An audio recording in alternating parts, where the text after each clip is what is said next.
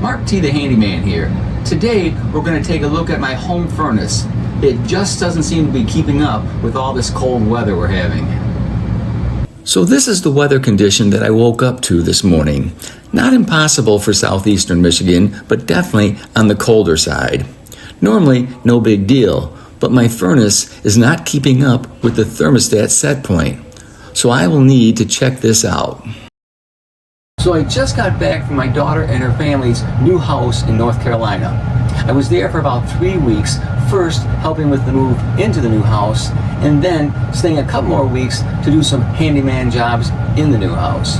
I've been back in Michigan for a couple of days trying to catch up with the things I know I need to do here.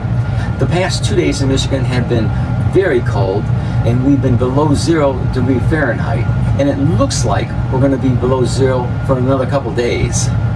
This morning when I got up, I noticed our furnace was running, but it was 2 degrees below the set point. We've been in this house for a little over 4 years, and that's never happened. Then I remembered that while I was in North Carolina, I received an alarm on my Nest Home app, notifying me that it was time to change the furnace filter, which I normally do about every 6 weeks. Well, 3 weeks after I received the change the filter notice, my furnace is not keeping up with the winter temperatures. I've been home for a week, but I completely forgot about changing the filters.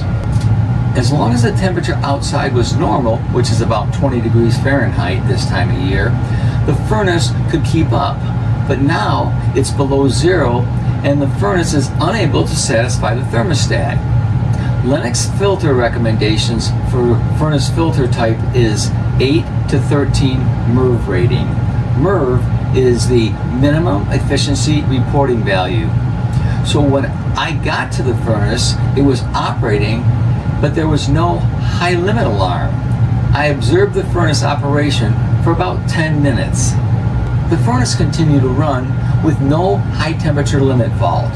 I let the furnace run even though I knew that the filter was the problem, to show you that even though the furnace didn't have a high temperature limit fault, the furnace couldn't keep up because it didn't have enough airflow to heat the house properly.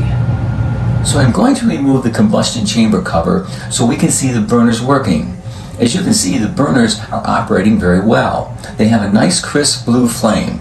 But even though I have a nice blue flame, there is still a problem with the air distribution, causing the furnace not to operate properly. The second stage requires higher airflow to manage the increased heat generation. If the filter is dirty, the furnace may quickly overheat, causing the high limit switch to trip and shut down the burners. So preventing the second stage from engaging is what allowed my furnace to continue to run, albeit on the lower stage. Now I am going to take us down to where the limit switch is located. It's kind of hard to see, but it's right behind this area. Once again, Lennox doesn't locate the limit switch so it can be serviced easily. According to the numbers located on the limit switch trips at 205 degrees. Apparently, we're not reaching 205 degrees. If you do have a similar problem and you suspect a problem with the high temperature limit switch, the first thing you would need to do is turn the power off to the furnace. Then remove the 2 wires from the limit switch and use the multimeter to check for resistance. If you did get a continuity or resistance reading, that would mean that the limit switch is closed. But if you got the OL reading on the multimeter, that would mean the limit switch is open. And more than likely, if it is open and it's not heated above 205 degrees, you will need to replace the limit switch. If you wanted to leave the wires on the limit switch, you could check the voltage at the limit switch. To do that, you would need to leave the power on at the furnace, and then you would take the red and black leads on the multimeter, and then you would place the leads on the 2 limit switch terminals. If there is voltage across the limit switch terminals, that would mean the limit switch is open. In any case, that is not what's going on with this furnace this morning. So here is the filter compartment. It is nothing more than a slot in the return air duct. I'm not sure if you will be able to hear the noise difference when I pull the filter out because of the noise from the burner itself, but let's see. Normally, if I was changing my furnace filter, I would turn the furnace off before I pull the filter out. But in this case, because I want to see if you can hear the difference of the air intake, I will pull the old filter out. Well, I could hear it, but I'm not sure you were able to hear that. There was definitely an air sucking noise as I pulled the filter out, which would indicate that the system was starving for air. So this is the filter. It's not completely plugged, but it is dirty. If you look really close, you can see how the filter actually has bowed in a little bit. If the filter was left in the furnace, there is a possibility the filter could have been sucked into the blower compartment. I've seen that happen, but that's usually on fiberglass filters. This filter is a 12 MERV rated filter.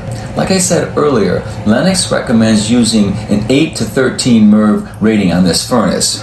My grandson lived with us. He has allergies that require a little bit stronger air filter, so we have a little bit stronger air filtration. I have never had a problem with the 12 MERV rated filter, but I change the filter on a regular time schedule. So let's get the new filter in place. Here is an arrow that tells you which way the filter is installed. Kind of makes it hard to install the filter the wrong way, but I've seen them installed backwards many times. Like I said, I would normally turn the furnace off, but for this demonstration I will leave the power on. You just slide the filter in and push it to the back of the ductwork. It's as simple as that. One thing I'm hoping is that we might be able to see the second stage of the burner cycle kick in once the circuit board senses the airflow has improved. If you listen, you might be able to hear it.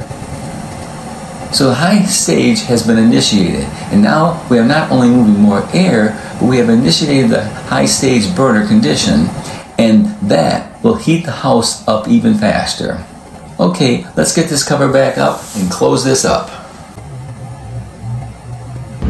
It just goes to show you that simple maintenance like changing a furnace filter is very important, not only for heating but for cooling too.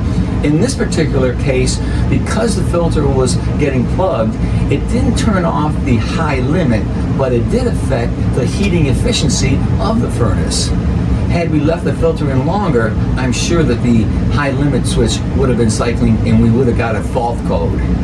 If you like this video, give me a thumbs up or a like. If you want to see more of my videos, please subscribe to my YouTube channel. And don't forget to comment.